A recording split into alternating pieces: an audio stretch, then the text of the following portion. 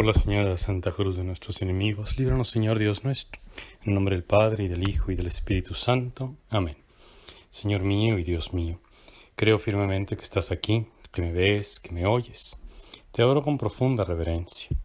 Te pido perdón de mis pecados y gracia para hacer con fruto este rato de oración. Madre mía Inmaculada, San José mi Padre y Señor, Ángel de mi guarda, intercedan por mí.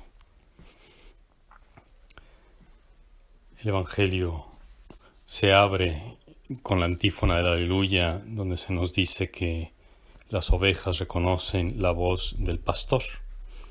Porque en efecto, nuestro Señor Jesucristo fue llamando a los que habrían de formar la nueva familia, su propia iglesia, los fue llamando a la manera en la que el pastor va llamando a las ovejas.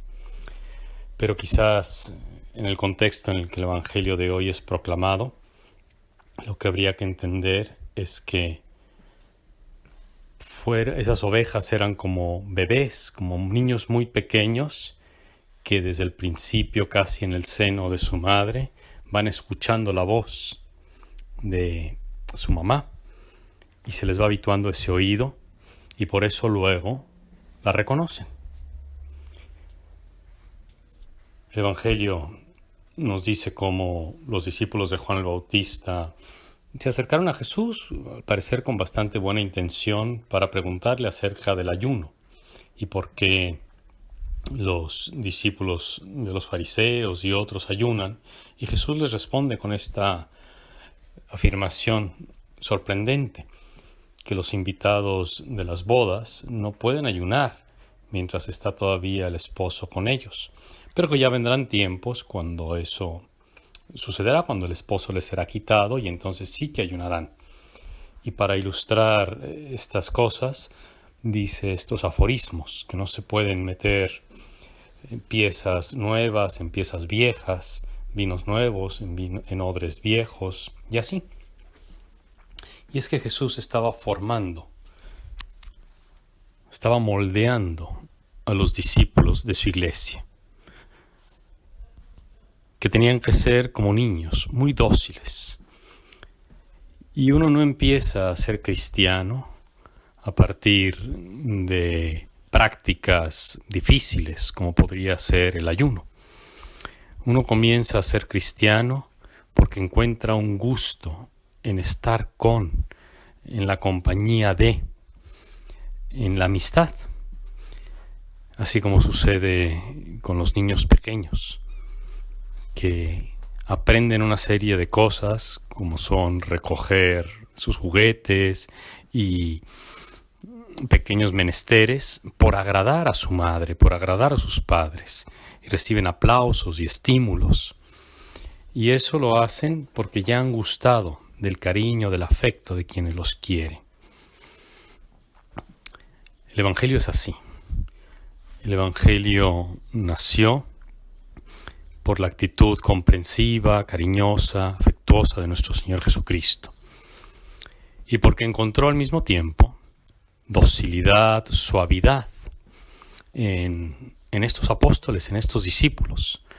A veces se los pinta como hombres rudos y bruscos, pero la verdad es que mirando los evangelios con atención, uno descubre que eran almas sensibles, dóciles, que se dejaron moldear, que a pesar de los reproches o de las llamadas de atención que nuestro Señor Jesucristo les hizo, fueron lo suficientemente mansos para dejarse corregir y cambiar de actitud, y se mantenían cercanos al Señor, seguramente porque habían experimentado el afecto de Cristo, el cariño de su corazón amoroso.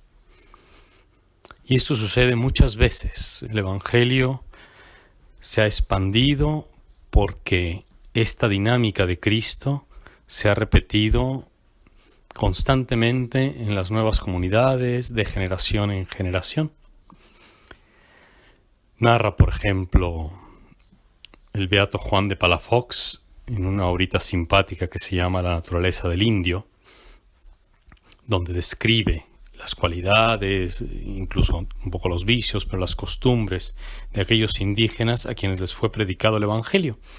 Y dice que tienen muchas virtudes, que no blasfeman, que no murmuran, que no son pendencieros, que no perjuran, que son bastante tranquilos, y que tienen algunos vicios ciertamente, dice el beato Juan de Palafox, pero que no los tienen por maldad, que así, por ejemplo, tienen el vicio de la gula y de la bebida, pero que en realidad, si se les quita, son como niños pequeños, a quienes si les quitas un objeto peligroso de la mano y les pones otra cosa en la mano, mientras tengan algo, están contentos.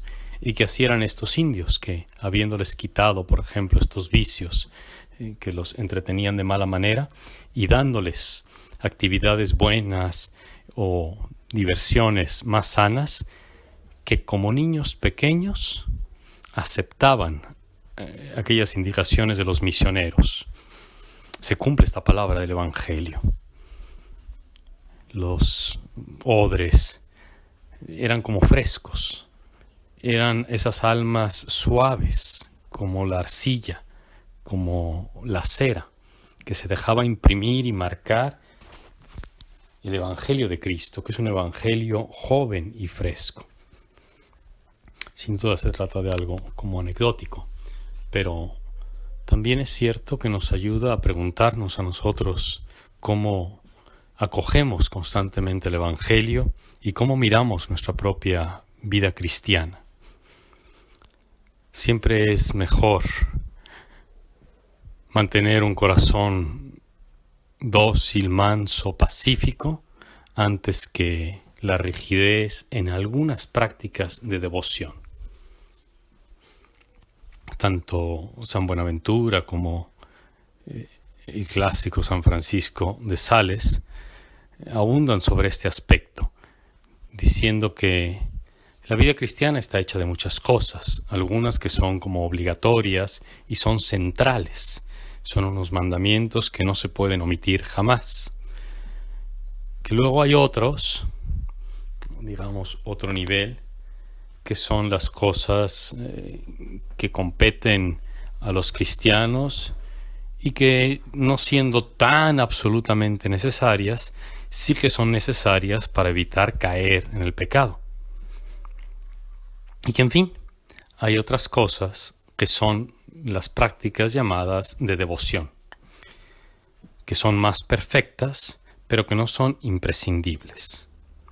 Y así ponen algunos ejemplos. Se entiende que en el nivel más básico pues están los 10 mandamientos, y luego están en un nivel como superior, un poquito diferente, donde están las enseñanzas que Jesús nos dejó, que están recogidas en las bienaventuranzas, en el Sermón de la Montaña, y que son pues necesarias para el cristiano para ser más perfectos. Y luego están las de devoción, sobre las cuales no tenemos muchas cosas escritas, y entre ellas están los ayunos.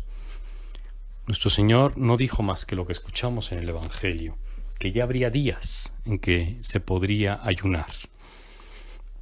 Pero que desde luego, si uno se aferrase a estas prácticas como de devoción, que nuestro Señor no dijo que no había que hacerlas, lo que no dejó dicho es exactamente cómo, o no les fijó un día, ni tampoco unas cantidades, de tal manera que las dejó al criterio de nuestra Madre la Iglesia o del director espiritual, de la sabiduría un poco de la Iglesia.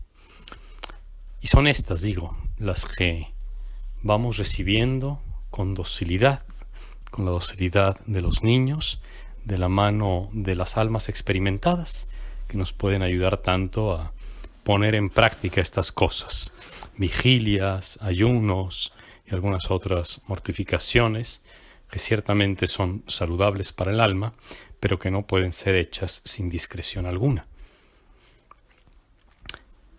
Qué admirable es el Evangelio, que comienza siempre por el punto más importante, por el núcleo del corazón, digámoslo así, calentando el corazón con la caridad del Espíritu Santo, de suerte que no se hace pesado, porque el yugo de nuestro Señor Jesucristo es suave, su carga es ligera. Días vendrán, les dijo a los discípulos, en que les será arrebatado el esposo, y entonces sí ayunarán.